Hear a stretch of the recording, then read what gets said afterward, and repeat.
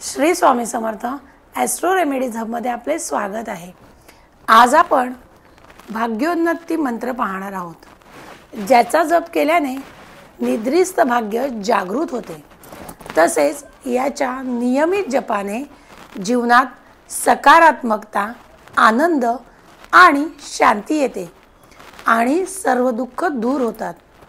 तुम्ही तुमच्या इच्छेनुसार या मंत्राचा नियमित 11, 21 किंवा 51 वेळा जप करू शकता। त्यामुळे तुमच्या कामात यश निश्चित मिळेल आणि याच प्रकारे तुम्ही कायमस्वरूपी जर हा मंत्र केला तर तुमच्या कामातील सगळे अडथळे सुद्धा दूर होतील।